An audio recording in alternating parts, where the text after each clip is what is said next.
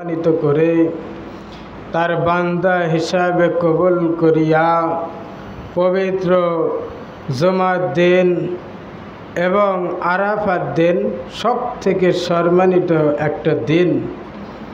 এই দিনে হজরতে ইব্রাহিম ও খলিলুল্লাহ তার সব থেকে ভালোবাসার পুত্র হজরতে ইসমাইল জবিউল্লাহকে মিনা বাজারের উদ্দেশ্যে নিয়ে গিয়েছিলেন।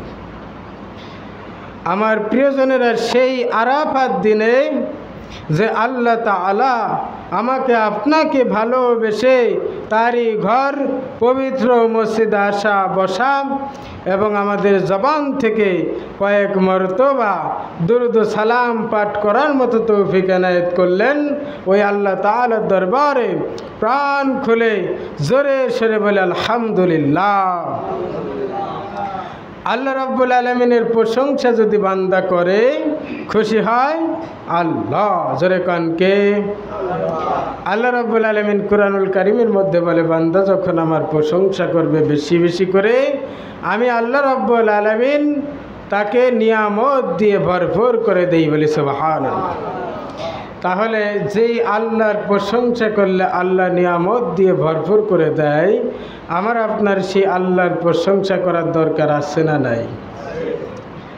দেখা যায় একজন মানুষ যার সমাজের মধ্যে কোনো মূল্য নাই, দেশের মধ্যে কোনো মূল্য নাই, দেখতে তেমন সুন্দর নয়, অসুন্দর, কুৎসিত, কালো একটা মানুষ, সেই ব্যক্তিটা গভীর রজনীতে নিরালয় একা একা বসে বসে যদি আল্লাহরে ডাক দেয়, আল্লাহ আল্লাহ আল্লাহ, এই আল্লাহ আল্লাহ বলার কারণে আল্লাহর আরশে আজিম কেঁপে ওঠে। কান সুবহানাল্লাহ।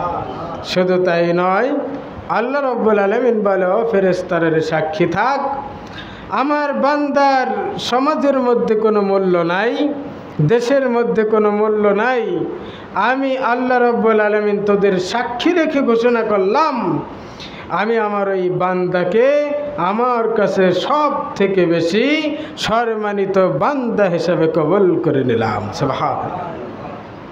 তাহলে আল্লাহর প্রশংসা করাটা প্রত্যেকটা মুমিন মুসলমানের জন্য কর্তব্য, ঠিক কিনা? আমার প্রিয়জনেরা, আল্লাহ রাব্বুল আলামিন এই দুনিয়াটাকে সাজাইছে বান্দাদের জন্য। জোরে কোন কার জন্য? বিজ্ঞানীরা বলে গোটা পৃথিবীটা হচ্ছে একটা সাজানো প্লেটের মতো। যেমন মানুষ রেস্টুরেন্টে গেলে পরে যা কিছু অর্ডার করবে, অর্ডার করতে দেরি, খাবারগুলো আপনার সামনে ওই মেনু অনুযায়ী আসতে দেরি না হয়, ঠিক না? তেমনি আল্লাহ রাব্বুল আলামিন দুনিয়ার মধ্যে বান্দার যেই পরিমাণ নিয়ামত দিয়ে ভরপুর করে রেখেছে, বান্দার ওই জিনিসটা অনুমান করতে দেরি, বান্দার বলতে দেরি।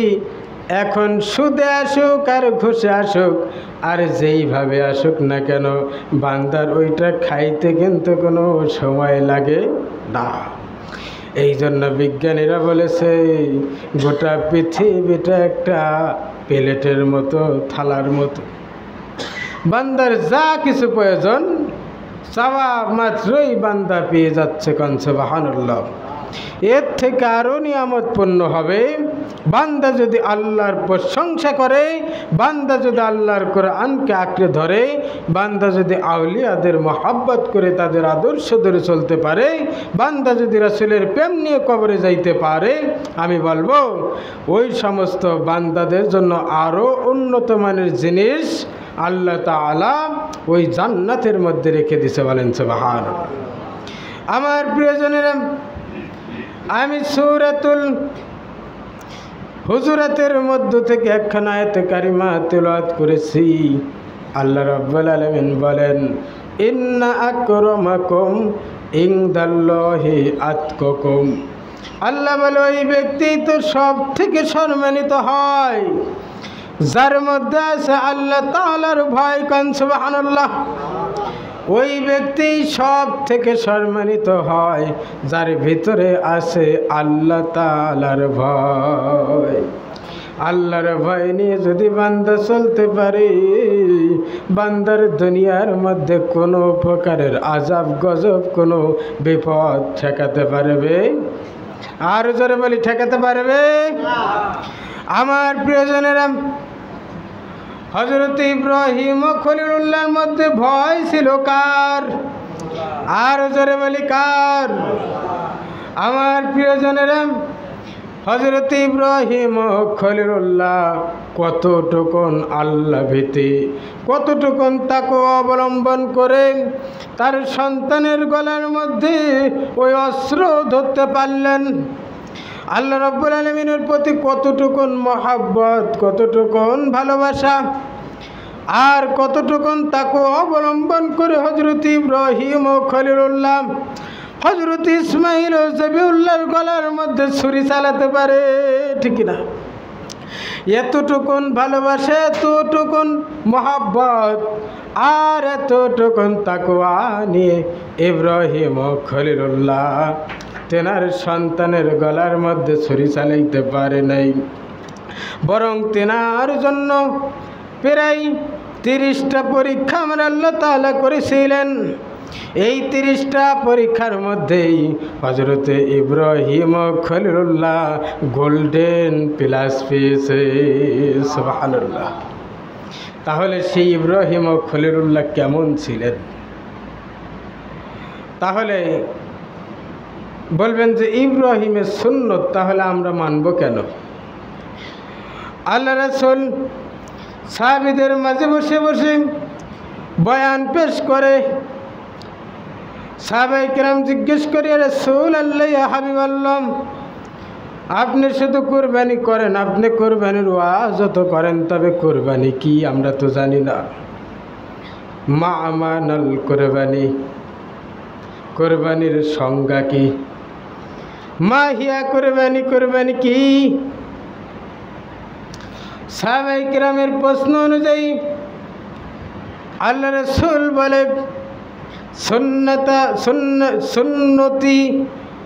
সুন্নতে আবিকুম ইব্রাহিম ও খলিলুল্লাহ আলাইহি সালাতু ওয়াস সালাম।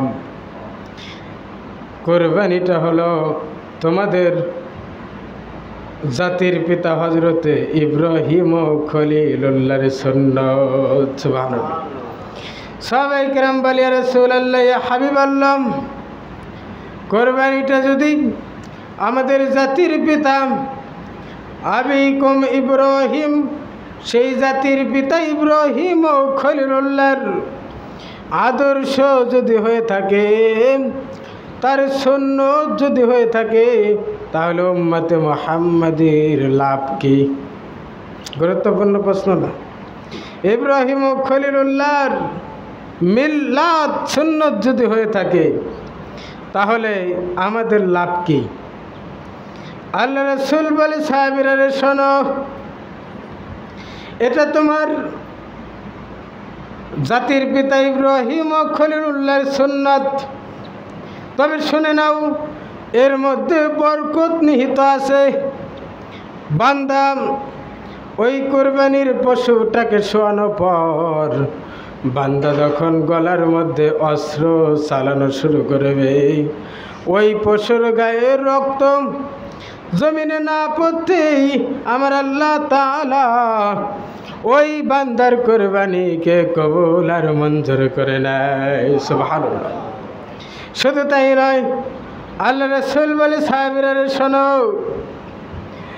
তুমি যেই পশুটাকে তুমি নির্ধারিত করেছো, আর যেই পশুটাকে তুমি কুরবানি করবে, আর যেই পশুটাকে তুমি মহব্বত করে ভালোবেসে বাজার থেকে কিনেছো, অথবা তুমি সুন্দরভাবে লালন পালন করে ওই মহব্বতের পশুটাকে তুমি যখন কুরবানি করবে,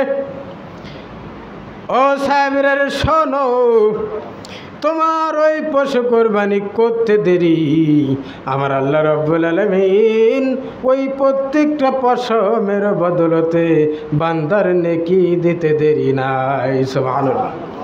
সাহাবায়ে কেরাম বলে, রাসূলুল্লাহ, ইয়া হাবিবাল্লাহ, কেউ যদি ভেড়া কুরবানি করে সেও কি সেই কি বলে পশম অনুযায়ী, লোম অনুযায়ী নাকি পাবে? আল্লাহ রাসূল বলে, কেন? বলে, ইয়া রাসূলুল্লাহ, ইয়া হাবিবাল্লাহ, প্রত্যেক ওই ভেড়ার মধ্যে লোম আর পশম কিন্তু বেশি দেখা যায়, ঠিক কিনা? আল্লাহ রাসূল বলে, সাহাবীরা শোনো, একটা ভেড়া, দুম্বা আর খাসির বয়স যদি 2 বছর হয়, সেই ক্ষেত্রে একটা ভেড়া দিলেও প্রত্যেকটা ওই ভেড়ার প্রত্যেকটা পশমের বদলতে আমার আল্লাহ রাব্বুল আলামিন তোমার সওয়াব বৃদ্ধি করে দেবে। সুবহানাল্লাহ। আমার প্রিয়জনেরা, তাহলে এবার আসুন, কোরবানি কাদের প্রতি ওয়াজিব?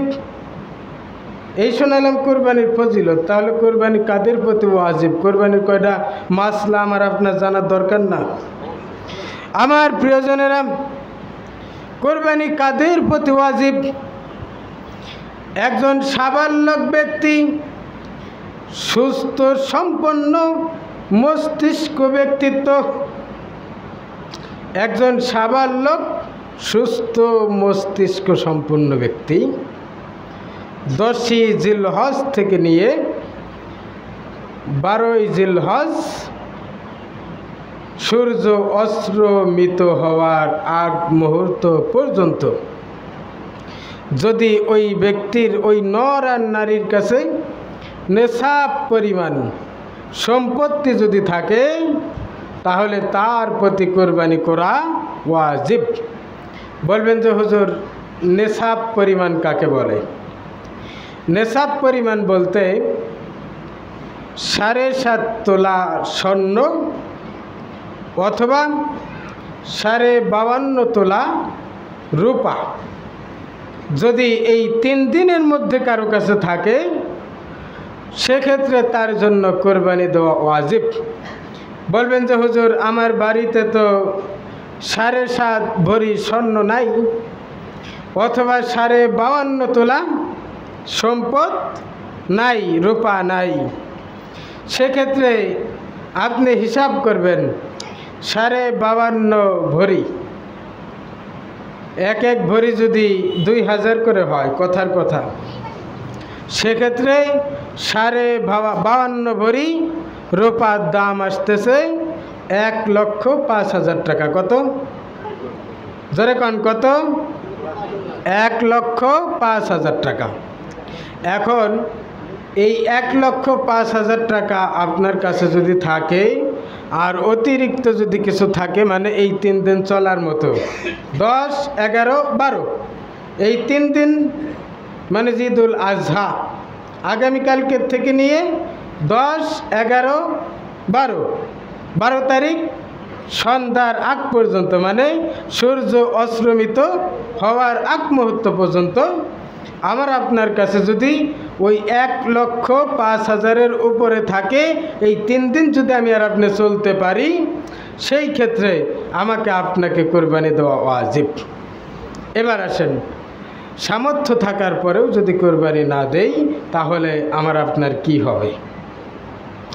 আল্লাহ রাসূল বলেন, যে ব্যক্তি কোরবানি দেওয়ার সামর্থ্য হওয়ার পরেও যার প্রতি কোরবানি ওয়াজিব হয়ে গেল কিন্তু কোরবানি দেয় নাই, আমি রাসূল ঘোষণা করে দিলাম ওই ব্যক্তি যেন আমার ঈদগাহে না আসে।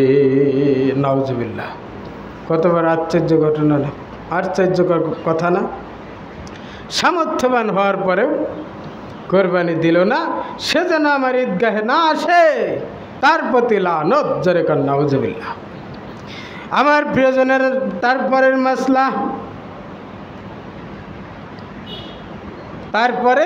মাসলা, এইবার কোরবানির পশুর বয়স কত হতে হবে? গুরুত্বপূর্ণ প্রশ্ন না? উটের ক্ষেত্রে 5 বছর। জোরে কন, কত? মুখস্থ করতে হবে ক্লাসের মতো। আমার প্রিয়জনেরা, উটের ক্ষেত্রে 5 বছর, গরু মহিষের ক্ষেত্রে 2 বছর, আর খাসি, দুম্বা, ভেড়া, এগুলোর ক্ষেত্রে 1 বছর। দেখা যায় একটা খাসি অথবা একটা ভেড়া, একটা দুম্বা 2 বছর হয় নাই, 6 মাস কি 7 মাস বয়স, মোটা তাজা গায়ে পায় 1 বছরের থেকে বেশি, এমন দেখা যায়, আলামতে বোঝা যায় যে এই খাসিটা অথবা ভেড়াটা অথবা এই দুম্বাটার বয়স 1 থেকে 1.5 বছর হয়ে গেছে। কত? 1 থেকে 1.5 বছর হয়ে গেছে, কিন্তু বয়স কত? 6 বছর। সেই ক্ষেত্রে ওই পশুকে কোরবানি করলে কোনো অসুবিধা নাই, বরং করা যায়। বুঝাতে পারছি? 3 নম্বর মাসআলা, একটা পশু আপনি বাজার থেকে ক্রয় করেন অথবা পালের পশু, দেখা গেল কোরবানির আগের দিন অথবা 1 সপ্তাহ আগে আপনার পশুটার কান কেটে গেল অথবা শিং ভেঙে গেল। আমার সেদিন একজন জিজ্ঞেস করছে, হুজুর, একটা পশুর শিং যদি বেঁকা হয় সেক্ষেত্রে কি কোরবানি হবে?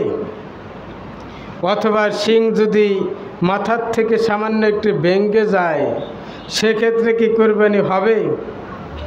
আমি বললাম, ভাইজান, আপনি কি নামাজ পড়েন? কয়, তা তো পড়ি না। বললাম, তাহলে মাসলা শুনে লাভ কি? আল্লাহ কোরবানির আগে বলেছে নামাজ পড়ার কথা, কিন্তু আপনি সেই নামাজই বাদ দিয়ে আপনি কোরবানি করতেছেন। ওই কোরবানি করে তো কোনো লাভ নাই। তবে শোনেন, যেহেতু আপনি প্রশ্ন করছেন, উত্তরটা আমি দিয়ে দেবো ইনশাআল্লাহ। তখন বললাম যে যেহেতু সামান্য একটু শিং ভাঙছে, অসুবিধা নেই, কোনো অসুবিধা।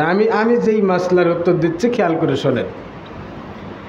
দেখা যায় ঈদের আগের দিন অথবা 1 সপ্তাহ আগে শিং সামান্য একটু ভেঙে গেল অথবা কান কেটে গেল, সেক্ষেত্রে কি কোরবানি হবে?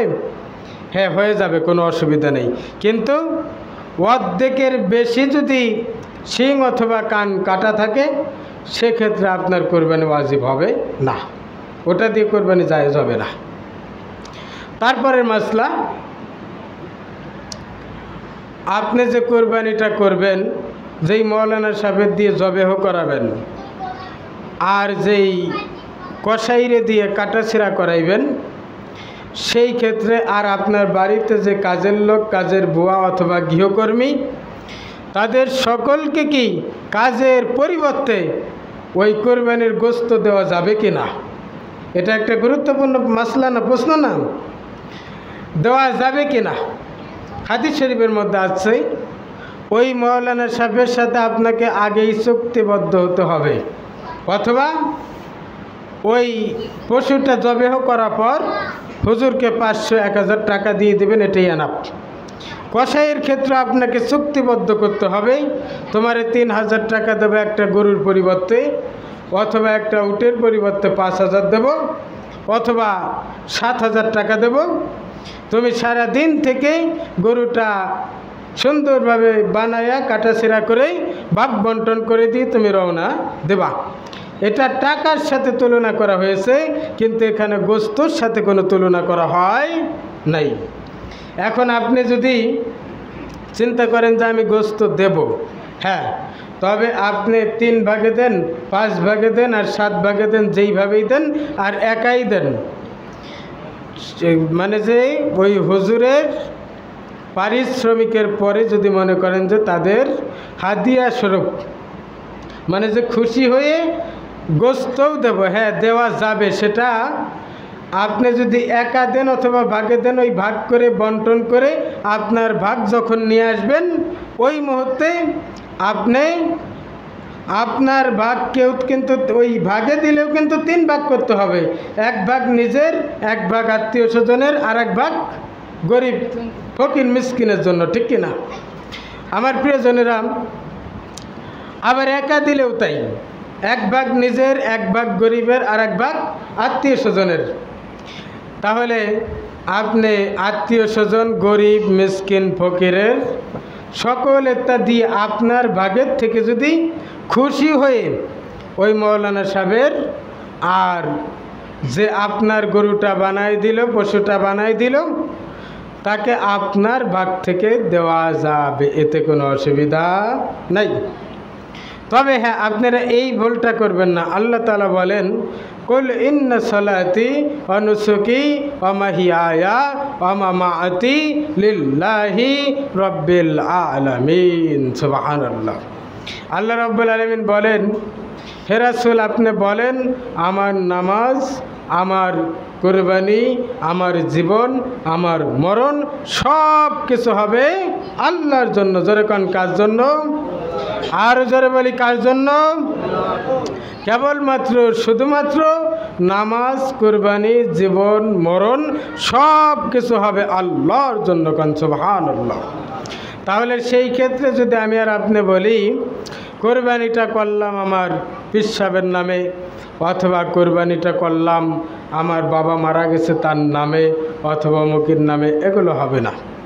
তবে আপনি বলতে পারেন, আল্লাহ আমি যে কোরবানিটা করলাম তাকে অবলম্বন করলাম, তোমারে ভয় করলাম, আল্লাহ এর মধ্যে যদি ভুল হয়ে থাকে ভুলগুলোকে মার্জনা করে আল্লাহ আমার কোরবানিকে কবুল করে তুমি এর সওয়াব আমার মা বাবা আত্মীয় স্বজনের আরও আপাকে পৌঁছায় দাও, এইটা বলা যায়।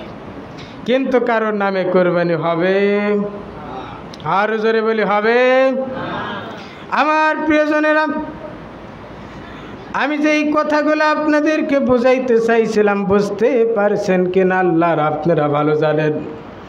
আমার প্রিয়জনেরা, এই জন্য একটা কোরবানি করতে গেলে অনেকগুলো মাসলা জানার দরকার, ঠিক কিনা?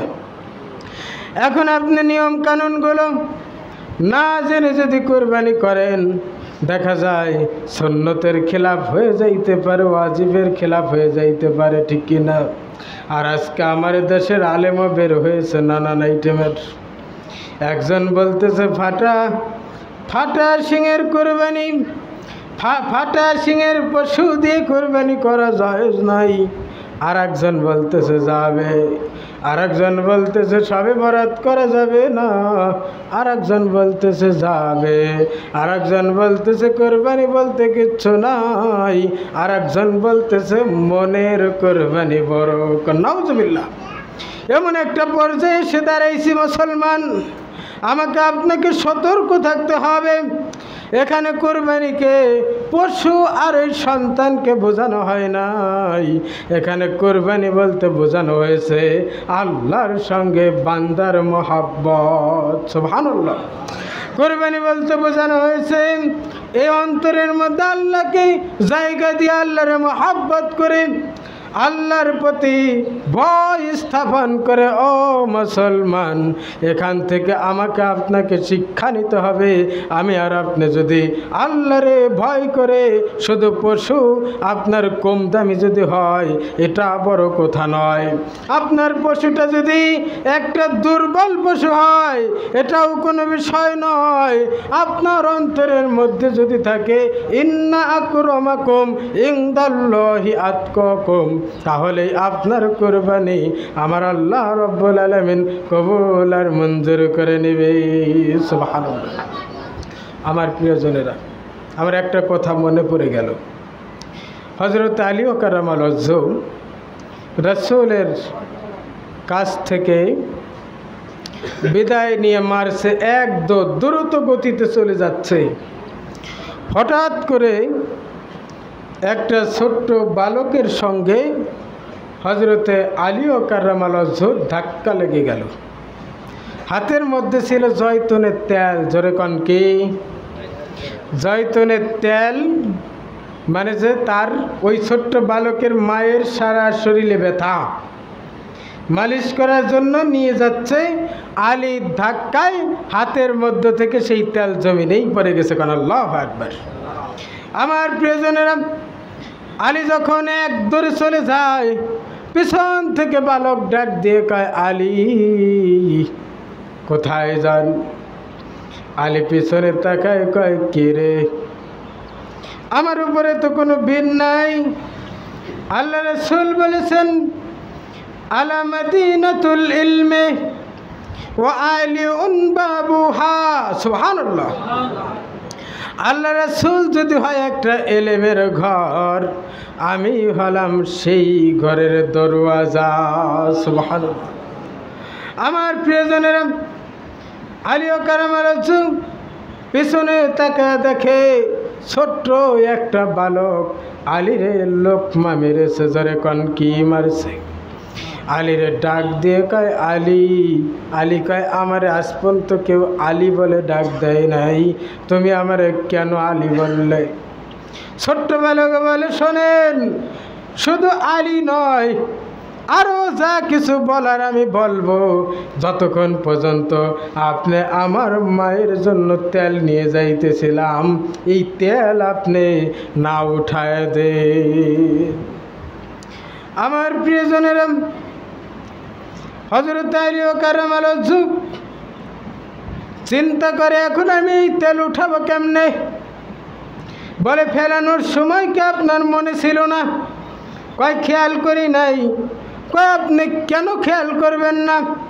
এই জন্যই তেল আপনাকে এখন উঠাইতেই হবে। আলী পড়েছে বেকায়দায়। জোরে কন কি কায়দায়? হযরত আলী কারামাল্লাহু ওয়াজহু এমনিই তো আল্লাহ রাসূল হায়দারি হাত বলে নাই, ওনার হাতটা ছিল সব থেকে উত্তম আকাবে। সুবহানাল্লাহ। সেই ঘটনা আর একদিন বলবো, সময় কম। আমার প্রিয়জনেরা, হযরত আলী কারামাল্লাহু ওয়াজহু তিনি যখন ওই মাটির মধ্যে খাপ করে ধরে একটা চাপ মেরে দিয়েছে, একটা জাতা মেরে দিয়েছে, জাতা দেওয়ার সঙ্গে সঙ্গে মাটিতে তেলটা ছেড়ে দিয়েছে। সুবহানাল্লাহ। ওই তেলটা ছেড়ে দেওয়ার সঙ্গে সঙ্গে আলী কারামাল্লাহু ওয়াজহু ওই ছোট্ট বাচ্চার তেল বোঝাই দিয়ে যখন আলী কারামাল্লাহু ওয়াজহু মারছে এক দৌড়, আলী যখন মারছে এক দৌড়, পিছন থেকে কে যেন ডাক দিয়ে কয় আলী, ও আসাদুল্লাহিল গলিব, কোথায় যান? পিছনে তাকায় দেখে রে কেউ নাই। আলী কারামাল্লাহু ওয়াজহু আবার যখন যাবার চায়, পেছন থেকে আবার মারছে ডাক, আলী কোথায় যান? আলী বলে কে রে? একবার দুইবার, সব জায়গায় আর কি চলে না? আলী যখন আবার যাইতে চায়, পিছন থেকে কে যেন ডাক দিয়ে কয় আলী, তুমি যারে খুঁজতেছ আমি আছি ঠিকই, কিন্তু আমি দুনিয়ার কোনো জড় মানুষ নয়, আমি হলাম মাটি। আল্লাহু আকবার। হযরত আলী কারামাল্লাহু ওয়াজহু বলে মাটি, তোর আবার কি কথা? মাটি বলে আলী, আমার দেহের মধ্যে যখন একটা ঠাসি মেরে দিয়েছ, আমার দেহের মধ্যে যখন একটা চাপ মেরে দিয়েছ আলী, আমার এই দেহের মধ্য থেকে তুমি আমার হাড়গোড়গুলো তুমি ভেঙ্গেই দিয়েছ। আলী শুনে নাও, তুমি যখন আমার মধ্যে আসবে, তুমি যখন ওই কবরের মধ্যে শুইবে রে আলী, আমি তোমারে ছাড়ব না। যেদিন তুমি কবরের মধ্যে শুইবে, ওয়াল্লাহি আল্লাহর কসম করে বলি, আমি মাটিও তোমারে ছাড়ব না। হযরত আলী কারামাল্লাহু ওয়াজহু চোখের পানি ছেড়ে কান্দে, কানতে কানতে যখন বাড়ির আঙ্গিনায় চলে গেল, খাতুনে জান্নাত ফাতেমাতুজ জোহরা ডাক দিয়ে কয় স্বামী, আপনি কেন এইভাবে কান্না করেন? আলী বলে বেবি গো, মাটি আমারে বলেছে, মাটি আমারে নাকি ছাড়বে না। দীর্ঘ 1 বছর হযরত আলী কারামাল্লাহু ওয়াজহুর কান্না শুরু হয়ে গেল।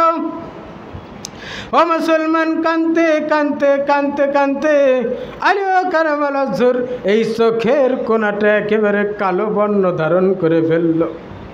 আমার ভাইরা, আমার বাবাজিরা, হযরত আলী কারামাল্লাহু ওয়াজহু যখন ঈদুল আজহার দিন আল্লাহ রাসূল ওয়াজ করেন, 5 শ্রেণীর ব্যক্তি ঈদের মাঠে আসার পরেও আমার আল্লাহ তাআলা তারে মাফ করবে না। তার মধ্যে 1 নম্বরে যেই ব্যক্তির কুরবানি ওয়াজিব হয়ে গেছে কিন্তু কুরবানি দিল না। আর 2 নম্বরের ব্যক্তি হলো যে সব সময় শিরিক করে। 3 নম্বরের ব্যক্তি হলো এতিমের হক নষ্টকারী। শুধু এতিমের হক নষ্টকারী নয়, আমি আর আপনি যদি একজন বান্দার হক নষ্ট করি ওই ব্যক্তির কোনো দোয়া কাজে আসবে না। আল্লাহ রাসূল বলে শুধু তাই নয়, যারা মা বাবার নাফরমানিকারী সন্তান। আর 5 নম্বর হলো যারা আল্লাহ রাব্বুল আলামিনের সঙ্গে নাফরমানি করে। আমার প্রিয়জনেরা, এইভাবে এই কথা শুনে আলিও কারাবালছো আরও কান্ডা। আল্লাহ রাসূল যা বললেন আমার পঙ্খানুপঙ্খানুভাবে আমি আলীর মানা হয় না। নামাজ শেষ করে আলিও কারাবালছো বাড়ির আঙ্গিনায় বাড়িতে এসে আবার ওই ছোট্ট বাচ্চার মতো চোখের পানি ছেড়ে কান্দার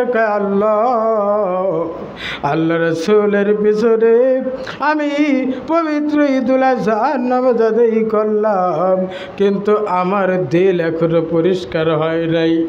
একে তো রাসূল বলল 5 শ্রেণীর ব্যক্তির দোয়া আল্লাহ কবুল করবে না, আর দ্বিতীয়ত মাটি আমার বাপ করে নাই। আল্লাহ আমার কি হবে, আমার কি হবে? আল্লাহ রাসূল নামাজ শেষ করে সাহাবীদেরকে জিজ্ঞাসা করো, সাহাবীরা শোনো, আমার আলী কোথায়, আমার আলী কোথায়? সাহাবীরা বলে আলী তো এসেছিল, কোথায় জানি চলে গেল।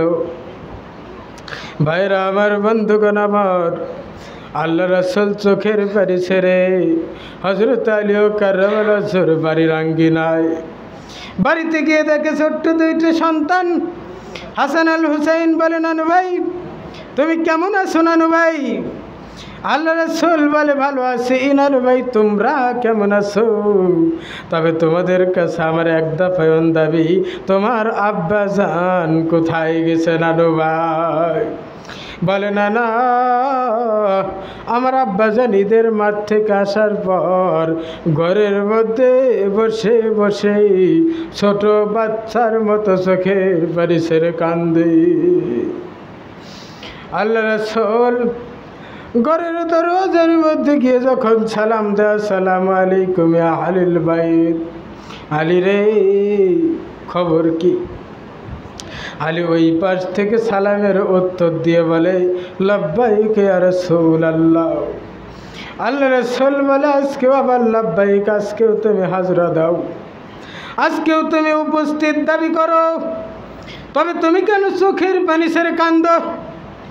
আলী বলে ইয়া রাসূলুল্লাহ ইয়া হাবিবাল্লাহ, আজ থেকে দীর্ঘ 1 বছর আগে। কত বছর আগে? আজ থেকে প্রায় 1 বছর আগে আপনার কাছ থেকে আমি একদিন আসতেছিলাম, মাটির সঙ্গে আমার দেখা, এক বালকের সঙ্গে আমার দেখা, তেল পড়ে গেল। হুজুর ওই তেল আমি উঠাইছি, মাটিতে দুঃখ পাইছে, কষ্ট পাইছে, মাটি আমারে মাফ করে নাই। আমি এই কথা চিন্তা করে হুজুর গো চোখের পানি ছেড়ে কান্দি। আল্লাহ রাসূল বলে আলী এই জন্য কি কাঁদতে হয়? সঙ্গে সঙ্গে জিবরাইল আমিন নবীর কাছে এসে ওহী পৌঁছায় দিল। জিবরাইল বলে ইয়া রাসূলুল্লাহ ইয়া হাবিবাল্লাহ, শুনে নেন আপনার সাহাবী এমনকি আপনার জামাই আলীর ওই চোখের পানি মাটি সহ্য করতে পারে নাই, আমার আল্লাহর আরশ পর্যন্ত থরথর করে কাঁপে রে। যিনি হলো আসাদুল্লাহিল গনিব, যিনি হলো আশারায়ে মুফাসসারাদের মধ্যে একজন, যিনি জান্নাতি সার্টিফিকেট প্রাপ্ত একজন, সে যেহেতু কান্দে দীর্ঘ 1 বছর কান্নার কারণে মাটি তারে মাফ করে দিয়েছে, আল্লাহ তারে সম্মানিত করেছে। সুবহানাল্লাহ। আমার প্রিয়জনেরা, এখান থেকে বোঝা গেল একজন জান্নাতি ব্যক্তি, সেও ওই কবরের আযাব, কবরের কষ্টের ভয়তে সেও চোখের পানি ছেড়ে কান্না করছে। জোরে কোন ঠিক কিনা? হযরত ওমর, উসমান, আলী, এইভাবে আল্লাহ রাসূলের অধিকাংশ সাহাবী কবর দেখে চোখের পানি ছেড়ে কান্না করত। আর আমার আপনার সামনের পার আমি আর আপনি, আমার ভাই, আমার দাদা, আমার নানা, আমার আত্মীয় স্বজন এই যে কবরস্থ করে আসতেছি, দেখা যায় যে যেই দিন কবরস্থ করলাম ওই দিন একটু মন মরা থাকে, তারপরে আবার অন্যায় কাজে আমি আর আপনি ঢুকে পড়ি। জোরে কোন ঠিক কিনা? এই জন্য আল্লাহ তাআলা যেন আমাদেরকে নিয়ম অনুযায়ী পবিত্র ঈদুল আজহায়, মানে যে 10, 11, 12, 13, কি 10, 11, 12 এই 2 দিন, 3 দিন, মানে যে 12 তারিখ বেলা ডোবার আগ মুহূর্ত পর্যন্ত যেন সুন্দরভাবে নিয়ম অনুযায়ী সুন্নত মেনে, ওয়াজিব মেনে আমাকে আপনাকে কোরবানি করার মতো তৌফিক দান করেন। আর এই যে আজকে ফজরের পর থেকে শুরু হয়ে গেছে তাকবীর, শিখাই দেই, তা না হলে পরে আপনারা ভুলে যাবেন। আল্লাহু আকবার, আল্লাহু আকবার, লা ইলাহা ইল্লাল্লাহ, আল্লাহু আকবার, ওয়ালিল্লাহিল হামদ। পড়েন আল্লাহু আকবার, আল্লাহু আকবার, লা ইলাহা ইল্লাল্লাহ, আল্লাহু আকবার, ওয়ালিল্লাহিল হামদ। প্রত্যেক ফরজ নামাজের পর এই 3 দিন কোনো ইস্তিগফার হবে না, মানে 9, 10, 11, 12, 13, 13ই জিলহজ আসর পর্যন্ত, 13ই জিলহজ আসর পর্যন্ত আমি আর আপনি ফরজ নামাজের শেষে পড়ব আল্লাহু আকবার, আল্লাহু আকবার, লা ইলাহা ইল্লাল্লাহ, আল্লাহু আকবার, ওয়ালিল্লাহিল হামদ। আর সব থেকে মূল কথা হচ্ছে আজকে আরাফার দিন আমি আর আপনি চোখের পানি ছেড়ে কানবো। আল্লাহ, সারাটা বছর যা করছি, একে তো ঈদের আগের দিনের রাত, আর মানে যে আরাফার রাত গতকালকে চলে গেছে, আজকের দিন যাচ্ছে আরাফার দিন। আমি আর আপনি আজকে যদি খাঁটি অন্তরে, খাঁটি মনে আল্লাহর কাছে যদি কান্নাকাটি করতে পারি, আল্লাহ রাব্বুল আলামিন আমার আপনার জীবনের সমস্ত পাপগুলোকে মাফ করে দেবে। কারণ সুবহানাল্লাহ। এই জন্য আল্লাহ তাআলা যেন আমাকে আপনাকে নিয়ম অনুযায়ী কোরবানি করা, এবং আজকের এই দিনে আমাকে আপনাকে যেন বেশি বেশি করে তওবা করা, এবং এই 5 দিন মানে যে 9, 10, 11, 12, 13 আসর পর্যন্ত এই ফরজ নামাজের পরে আমাকে আপনাকে যেন তাকবীরগুলো সুন্দরভাবে পাঠ করার মতো তৌফিক এনায়েত করেন। আল্লাহ তাআলা যেন আমাদের সকলকে বান্দা হিসেবে কবুল আর মঞ্জুর করে নেয়। সকলে কানা আমিন। ওয়া আখিরি দাওয়ানা আলহামদুলিল্লাহি রাব্বিল আলামিন। যারা